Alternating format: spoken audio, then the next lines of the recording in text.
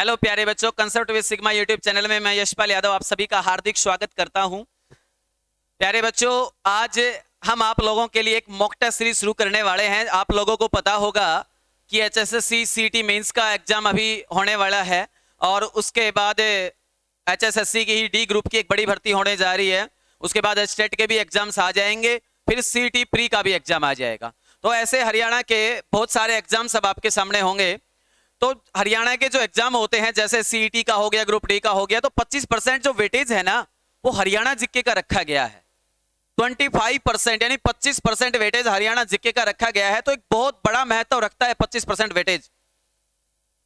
उन चीजों को हमने ध्यान में रखते हुए आज से हम हरियाणा की एक मॉक टेस्ट सीरीज शुरू कर रहे हैं, जिसमें 25 क्वेश्चन आपको डेली के मिलेंगे।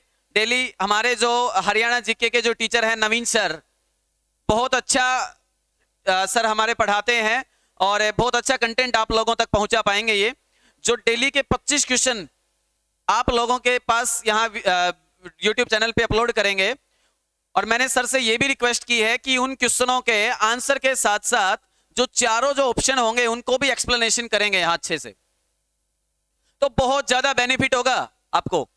इसलिए ज्यादा से ज्यादा सभी हमारे जो व्यूअर हैं वो इस चैनल को सब्सक्राइब करें और बेल आइकन को दबाएं, ताकि जो भी नोटिफिकेशन आएगा, जो भी हमारी वीडियो आएंगी, वो आप लोगों तक पहुंचती रहे। डेली 10 से 15 मिनट की क्लास रहेगी और इस क्लास का जो हमारा लक्ष्य है वो ये है कि हम सीईटी तक लगभग आपको 3000 प्लस क्वेश्चनों की सीरीज आपके समक्ष लेके आ रहे हैं।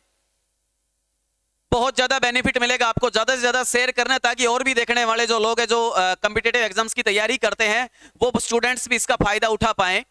तो मैं नवीन सर से आग्रह करूंगा कि सीरीज को आज से शुरू करें और आप लोगों का जितना सपोर्ट मिलेगा उतना ही सर का कॉन्फिडेंस बढ़ेगा और हम इसको और भी आगे और अच्छे से चला पाएंगे इसको। ठीक है, तो अभी नवीन सर इसको शुरू कर रहे हैं।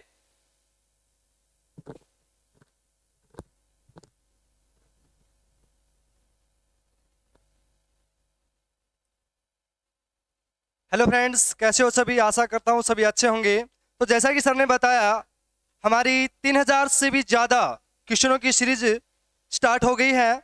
तो देखिए, मैं आपके सामने स्टार्ट करता हूँ। पहला क्वेश्चन आपके सामने क्या दिया हुआ है?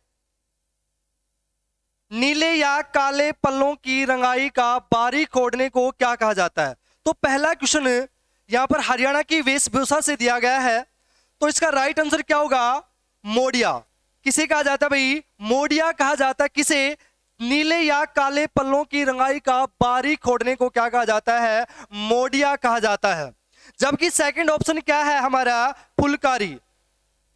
फुलकारी से आपको दो बातें याद रखनी है। एचएससी द्वारा पूछा गया क्वेश्चन है कि फुलकारी किसे कहा जाता है। तो याद रखना, एग्जाम में आया था और उसमें एचएससी ने जो राइट माना था वो ये माना था कि सोल बनाने की कला को क्या कहा जाता है? फुलकारी कहा जाता है भाई। क्या कहा जाता है भाई? फुलकारी कहा जाता है। जबकि बात आती है डिमाच की, तो डिमाच वो होता है जब शादी के बाद दुल्हन को उड़ाया जाता है तो उसको कहा जाता है डिमाच। तो दोनों तीनों आपको बात याद रखनी है भाई। डिमाच शादी के बाद दुल्हन को जो उड़ाया जाता है उसको डिमाच कहा जाता है। फुलकारी एक सोल बनाने की कला है और मोडिया किसे कहा जाता है? जिसके नीले या काले पल्लों की रंगाई का बारीक खोदने को क्या कहा जाता है? मोडिया कहा जाता है। तो ध्यान रखना, बड़ा ही इंपॉर्टेंट क्वेश्चन है, आपको याद रखना है भाई। उसके बाद आपसे पूछ लेगा सेकंड क्वेश्चन। देखिए क्या दिया हुआ है? पंख देवी मेला कहां पर लगता है भाई? यहां पर पूछा गया है पंख देवी का मेला हरियाणा में कहां पर लगता है या किस जिले में लगता है? तो याद रखना दोस्तों, इसका जो राइट आंसर होगा वो फरीदाबाद होगा। कहां पर लगता है भाई? फरीदाबाद में पंख देवी का मेला लगता है। बड़ा ही इंपॉर्टेंट क्वेश्चन है। पंख देवी का मेला हरियाणा में कहां पर लगता है? तो याद रखना कहां पर भाई? फरीदाबाद में। फरीदाबाद में एक और भी बात याद रखना है। हरियाणा का सबसे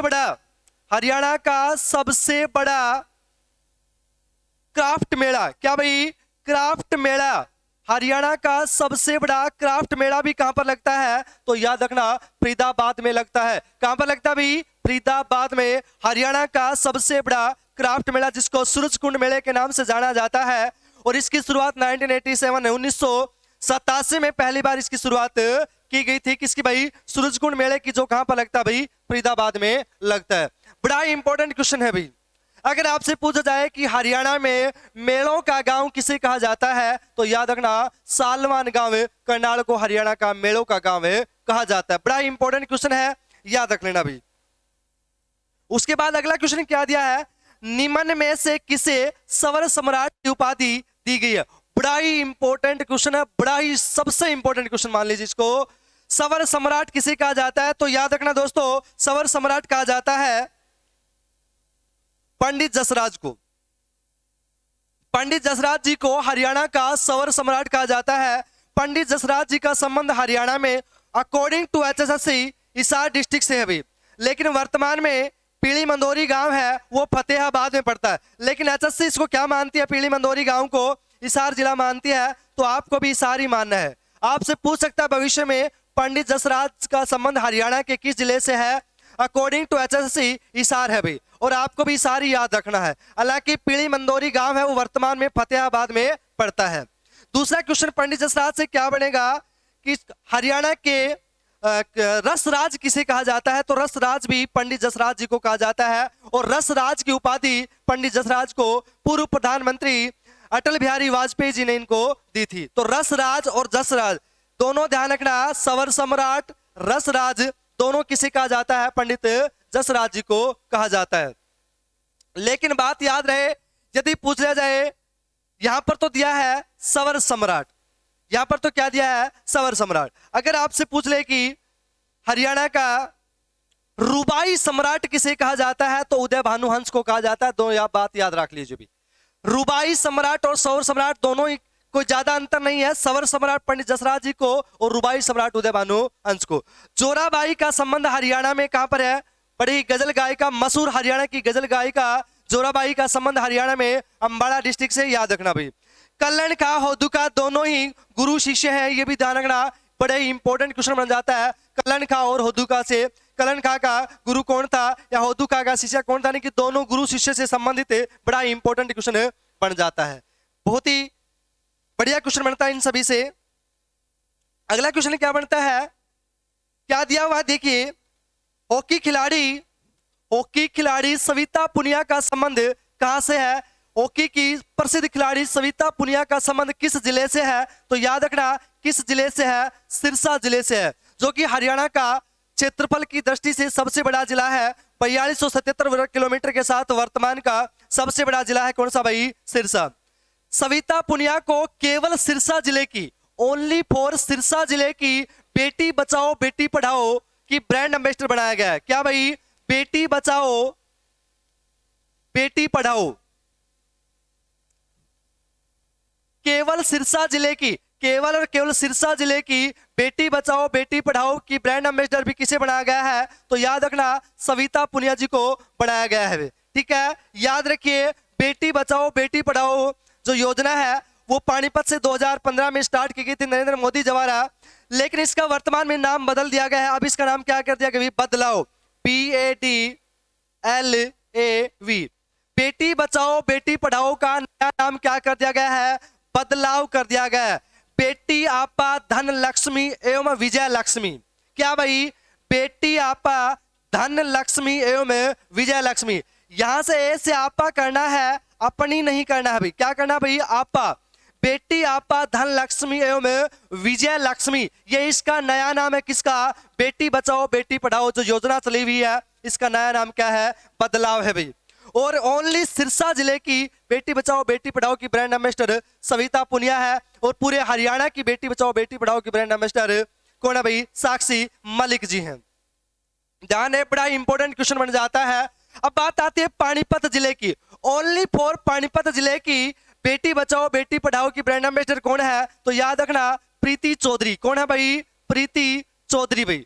प्रीति चौधरी है वो केवल पानीपत जिले की, ओनली फॉर पानीपत जिले की बेटी बचाओ बेटी पढ़ाओ की ब्रांड एम्बेसडर है।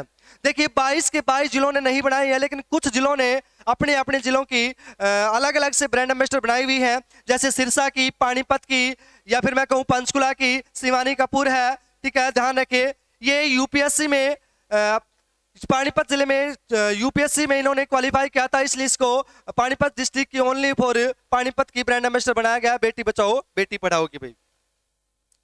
अगला क्वेश्चन देखिए आपके सामने क्या दिया हुआ है, पृथ्वीराज तृतीय का शासन कब से शुरू हुआ। यहाँ पर आपके चार ऑप्शन दिए हुए हैं, 1014, 1009, 1173 और 1191। तो हमारा राइट आंसर क्या होगा भाई, आपको पता होगा पृथ्वीराज तृतीय का शासन कब से स्टार्ट होता है भाई, 1177 से। हालांकि 1177-78 के आसपास इसका शुरू होता है। अगर आपको ऑप्शन में यहाँ पर अगर हमें 1178 लिख देता तो हमारा राइट आंसर क्या हो जाता, 1178। तो ध्यान रहे 1177 या 1178 से पृथ्वीराज तृतीय का शासन शुरू हो जाता है। एक है भाई 1014। यहां से आपको ध्यान रखना, बड़ा ही इंपॉर्टेंट क्वेश्चन बन जाता है कि थानेसर पर मोहम्मद गोरी द्वारा आक्रमण कब किया गया था, या मोहम्मद गोरी ने भी थानेसर को कब लूटा गया था। चक्र स्वामी की मूर्ति को तोड़कर नष्ट कर दिया गया था, वो आक्रमण कब हुआ था, 1014 में हुआ था। 1191 वाला आएगा आपको पृथ्वीराज चौहान और मोहम्मद गोरी के बीच पहला युद्ध हुआ था। ध्यान रखने ये बात, यहां से 1191 1192 में दो तरोइन या तरोरी या त्रावड़ी का युद्ध जिसको बोला जाता है, उसकी शुरुआत 1191 से हुई थी। मोहम्मद गोरी और पृथ्वीराज चौहान के बीच पहले युद्ध में पृथ्वीराज चौहान जीता था, जबकि 1192 वाले में मोहम्मद गोरी जीत गया था। तो ध्यान रखना भाई, बड़ा ही इंपॉर्टेंट क्वेश्चन बन जाता है, बड़ा ही इंपॉर्टेंट क्वेश्चन बन जाता है। तीनों चारों आपको ध्यान रखना भाई। इसका राइट आंसर क्या होगा, 1177-78 से पृथ्वीराज तृतीय का शासन शुरू हो जाता है। जबकि पूछा जाए कि थानेसर में चक्र स्वामी की मूर्ति को कब तोड़ा गया, कब नष्ट कर दिया गया, तो कब तोड़ा गया था भाई, 1014 ईस्वी में इसको तोड़ा गया था। ध्यान रखना, बड़ा ही इंपॉर्टेंट क्वेश्चन बन जाता है। उसके बाद नेक्स्ट क्वेश्चन क्या दिया हुआ है, Haryana renewable energy development agency की स्थापना कब हुई थी। बड़ा ही इंपॉर्टेंट क्वेश्चन बन जाता है, जिसको शॉर्ट फॉर्म में हरेडा बोला जाता है। जिसको शॉर्ट फॉर्म में क्या बोला जाता है, हरेडा बोला जाता है। ध्यान रहे, जिसको शॉर्ट फॉर्म में क्या बोला जाता है, हरेडा, HREDA, हरेडा इसको शॉर्ट फॉर्म में बोला जाता है। इसकी शुरुआत कब हुई तो ध्यान रखना, मई 1997 में, मई 1997 में इस चीज की शुरुआत हुई थी। किसकी भाई, हरेडा की। बड़ा ही इंपॉर्टेंट क्वेश्चन बन जाता है कि हरेडा की शुरुआत कब भाई, मई 1997 में, और कहां से हुई थी भाई, गुरुग्राम से हुई थी। कहां से हुई थी भाई, गुरुग्राम से। आपको दोनों बातें याद रखनी है, कब हुई, मई 1997 में, कहां से हुई भाई, गुरुग्राम से इसकी शुरुआत हुई थी हरेडा की। शॉर्ट फॉर्म में इसको हरेडा बोला जाता है। पूरा नाम इसका Haryana renewable energy development agency, इसका पूरा नाम है भाई, सॉरी। इसकी शुरुआत गुरुग्राम से मई 1997 में हुई थी भाई, ध्यान रखना भाई। अगला क्वेश्चन क्या आ जाता है आप सभी के सामने, मेवात का नाम बदलकर नू कब किया गया। बड़ा ही इंपॉर्टेंट क्वेश्चन है, मेवात यानी कि नू नाम कब रख दिया गया था। तो याद रख भाई, 12 अप्रैल 2016 को मेवात से नू नाम इसका रख दिया गया था, जो वर्तमान में आज नू है। इसका 3 बार नाम चेंज हो गया है। आपको पता होगा 2 अप्रैल 2004 को स्टार्टिंग में ओम प्रकाश चौटाला जी ने इसका सत्यमेव पुरम नाम से इसकी घोषणा की थी, लेकिन बाद में भूपेंद्र सिंह हुड्डा जी ने इसका नाम मेवात रख दिया गया था। मनोहर लाल खट्टर जी ने 12 अप्रैल 2016 को इसका मेवात से नाम बदलकर क्या कर दिया गया भाई, नू नाम कर दिया गया है। तो इसका राइट आंसर क्या हो जाएगा भाई, 12 अप्रैल 2016 को कर दिया गया है, मेवात का नाम बदल कर नू। यहां से एक क्वेश्चन और बन जाता है कि हरियाणा का सबसे पहला मोबाइल कोर्ट, क्या भाई, मोबाइल कोर्ट या चल न्यायालय, मोबाइल कोर्ट आ जाए या चल न्यायालय आ जाए, एक ही बात होगी। चल न्यायालय या मोबाइल कोर्ट पहला कहां पर स्थापित किया गया था, तो नू मेवात में किया गया था। कब किया गया था भाई, 2007 में किया गया था। बड़ा ही इंपॉर्टेंट क्वेश्चन बन जाता है, यहां से बहुत ही महत्वपूर्ण क्वेश्चन बन जाता है, ये याद रखना भाई। सबसे ज्यादा हरियाणा में सबसे ज्यादा मुस्लिम धर्म का जो निवास होता है सबसे ज्यादा कहां पर होता है, नू मेवात में ही होता है। बड़ा ही इंपॉर्टेंट क्वेश्चन बन जाता है। नू मेवात में ही हरियाणा का सबसे दक्षिणी गांव है दोहा। सबसे दक्षिणी गांव भी हरियाणा का कौन सा भाई, नू डिस्ट्रिक्ट में दोहा गांव है, ये भी याद आपको रख लेना है। बड़ा इंपॉर्टेंट क्वेश्चन बन जाता है भाई।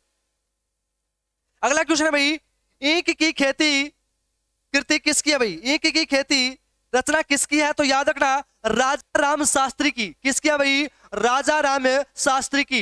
यहां से राजा राम शास्त्री से क्वेश्चन और भी याद रखना आपको, हरियाणा का पहला उपन्यास कौन सा भाई, झाड़ू फ्री, और झाड़ू फ्री का लेखक भी कौन है? राजा राम शास्त्री जी हैं। कौन है भाई? राजा राम शास्त्री जी इसके लेखक है। झाड़ू फ्री जो हरियाणा का पहला उपन्यास है भाई, और इसका ईख की खेती भी किसकी रचना है भाई? राजा राम शास्त्री जी की रचना है भाई। दोनों ध्यान रखना, हरियाणा का पहला उपन्यास झाड़ू फ्री के लेखक भी कौन है भाई? राजा राम शास्त्री जी ही हैं भाई। नेक्स्ट क्वेश्चन आपके सामने क्या दिया हुआ है? हरियाणा में पंचायती राज अधिनियम, हरियाणा में पंचायती राज अधिनियम किस संविधान संशोधन के तहत लागू हुआ? तो ध्यान रखना 73वां संविधान संशोधन। कौन सा भाई? 73वां संविधान संशोधन। अगर क्वेश्चन आ जाए कि हरियाणा में पंचायती राज अधिनियम कब लागू हुआ, तो याद रखना 22 अप्रैल 1993 में इसको लागू किया, 22 अप्रैल 1994 में इसको लागू किया गया था। बड़ा ही इंपॉर्टेंट क्वेश्चन बन जाता है, 22 अप्रैल 1994 में इसको लागू किया गया था। ये बड़ा इंपॉर्टेंट क्वेश्चन, हरियाणा में पंचायती राज किस संविधान संशोधन के तहत? तो याद रखना 73 संविधान संशोधन के तहत इसको लागू किया गया था। 74वें संविधान संशोधन में शहरी यानी कि नगर निगमों का संशोधन हुआ था, शहरी क्षेत्र का संशोधन हुआ था। तो दोनों बातें आपको ध्यान रख लेनी है, बहुत ही इंपॉर्टेंट क्वेश्चन है भाई। उस समय राष्ट्रपति कौन था जब ये संशोधन हुआ? तो श्री शंकर दयाल जी उस समय राष्ट्रपति थे। इस संविधान संशोधन पर किसने हस्ताक्षर किए? श्री शंकर दयाल शर्मा जी ने उसको संविधान संशोधन पर हस्ताक्षर किए थे। बहुत ही इंपॉर्टेंट क्वेश्चन बन जाता है भाई। अगला क्वेश्चन है भाई, पंजाब एवं हरियाणा उच्च न्यायालय के सबसे लंबे समय तक रहने वाले मुख्य न्यायाधीश कौन है? बहुत ही इंपॉर्टेंट क्वेश्चन है भाई। सबसे लंबा कार्यकाल पंजाब एवं हरियाणा हाईकोर्ट के मुख्य न्यायाधीश के रूप में पूछा है, तो याद रखना भाई अमरनाथ भंडारी। कौन है भाई? अमरनाथ भंडारी। अमरनाथ भंडारी जी हैं, इनका सबसे लंबा कार्यकाल रहा है, ये याद रखना भाई। यहां पर पंजाब एवं हरियाणा हाईकोर्ट से मैंने अलग से पूरे टॉपिक की वीडियो बनाई है, यदि आपने नहीं देखी है तो हमारे चैनल के डिस्क्रिप्शन बॉक्स में उसका लिंक दिया हुआ है, आप वहां जाकर आप देख सकते हो। सबसे लंबा कार्यकाल अमरनाथ भंडारी का है, जब से सबसे छोटा कार्यकाल देवेंद्र सिंह तेवतिया का भी देवी सिंह तेवतिया का है। ध्यान रखना, बड़ा ही इंपॉर्टेंट क्वेश्चन बन जाता है। अगला क्वेश्चन क्या है? हरियाणा में तीसरी बार राष्ट्रपति शासन कब लागू हुआ था? तो आपको याद रखना हरियाणा में अब तक 3 बार राष्ट्रपति शासन लग चुका है।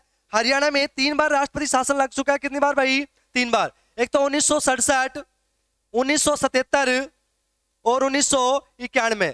3 बार हरियाणा में राष्ट्रपति शासन लग चुका है, 1967, 1977 और 1991 में। यहां पर पूछा है तीसरी बार। यहां पर क्या पूछा है? तीसरी बार कब लगा था? तो ध्यान रहे 4 अप्रैल 1991 से 23 जुलाई 1991 तक हरियाणा में तीसरी बार राष्ट्रपति शासन लगा था। बड़ा ही इंपॉर्टेंट क्वेश्चन बन जाता है। आज तक वर्तमान में केवल 3 ही बार राष्ट्रपति शासन लगा है, तीनों मैंने यहां पर बता दिया है, 67, 77 और 1991 में। ध्यान रखना भाई, बड़ा ही इंपॉर्टेंट क्वेश्चन है भाई। अगला क्वेश्चन देखिए क्या दिया हुआ है। 1957 में सनातन धर्म संस्कृत पाठशाला की स्थापना किसके द्वारा की गई थी भाई? 1957 में सनातन धर्म की संस्कृत पाठशाला की स्थापना किसके द्वारा की गई थी? तो ध्यान रखना पंडित दीनदयाल शर्मा जी के द्वारा की गई थी। किसके द्वारा भाई? पंडित दीनदयाल शर्मा जी के द्वारा इसकी स्थापना की गई थी। भगवत दयाल शर्मा आपको पता ही है, हरियाणा का पहला सीएम, हरियाणा का पहला सीएम बनाया गया था। बिना वोट डाले हुए निर्वाचित किया गया था, मनोनीत किया गया था। सभी विधायकों ने बिना वोट डालकर बनाया गया हरियाणा का पहला सीएम कौन भाई? भगवत दयाल शर्मा। जबकि वोट डालकर या मैं कहूं निर्वाचित करके राव वीरेंद्र सिंह जी आएगा फिर। नेक्स्ट क्वेश्चन आपके सामने क्या दिया हुआ है देखिए। बाबा ताराजी की कुटिया हरियाणा में कहां पर स्थित है भाई? बाबा ताराजी की कुटिया। बाबा ताराजी की कुटिया हरियाणा में कहां पर है? तो याद रखना भाई सिरसा जिले में। कहां पर है भाई? सिरसा जिले में है बाबा ताराजी की कुटिया। नेक्स्ट भाई, भुआ कुंवारी का मंदिर हरियाणा में कहां पर है? बहुत ही इंपॉर्टेंट क्वेश्चन है भाई, यहां पर पूछा है भुआ कुंवारी का मंदिर। तो याद रखे भुआ कुंवारी का मंदिर हिसार के कंवारी गांव में है। कौन से में भाई? हिसार के कंवारी गांव में। लेकिन पूछ ले भुआ कुंवारी तालाब हरियाणा में कहां पर है? क्वेश्चन आ जाए कि तालाब, तो याद रखना भाई कहां पर है भाई? झाज्जर में। कहां पर है भाई? झाज्जर में। भुआ कुंवारी का तालाब हरियाणा में कहां पर है? तो याद रखिए झाज्जर में है। जबकि मंदिर कहां पर है? हिसार जिले में है। रोहतक का सांगी गांव से संबंधित क्वेश्चन क्या आता है? हमारे पूर्व मुख्यमंत्री भूपेंद्र सिंह हुड्डा जी का संबंध कहां से भाई? सांगी गांव से है। और सांगी गांव से एक बड़ा ही इंपॉर्टेंट क्वेश्चन बन जाता है, आपने सुना होगा मेरे यार सुदामा एक भजन बहुत ही प्रचलित हुआ था, विधि देशवाल, किसने गाया था? वो विधि देशवाल ने गाया था। उसका संबंध भी कहां से भाई? सांगी गांव से है भाई। उसका संबंध भी कहां से भाई? सांगी गांव से। तो अपना राइट आंसर, वहां कुंवारी मंदिर कहां पर है भाई? हिसार में है। जबकि तालाब कहां पर है भाई? झज्जर में है। दोनों क्वेश्चन आपको याद रखने हैं, बड़ा इंपॉर्टेंट क्वेश्चन बन जाता है। अगला है ऐतिहासिक स्थल बन्नावली का उत्खनन किस वर्ष हुआ था? बन्नावली की खोदाई किस वर्ष की गई थी भाई? तो 1974 से 1977 के बीच बन्नावली की खुदाई की गई थी। किसके द्वारा की गई थी? तो आर.एस. बिष्ट के द्वारा की गई थी भाई। आर.एस. बिष्ट, रविंदर सिंह बिष्ट भाई, रविंदर सिंह बिष्ट के द्वारा ऐतिहासिक बन्नावली की खुदाई की गई थी। और बन्नावली वर्तमान में कहां पड़ता है? तो याद रखना भाई, फतेहाबाद में पड़ता है। बहुत ही इंपॉर्टेंट क्वेश्चन बन जाता है, ये हमारा हड़प्पा सभ्यता से क्वेश्चन आता है भाई। उसके बाद नेक्स्ट क्वेश्चन क्या दिया है? छांदस भाषा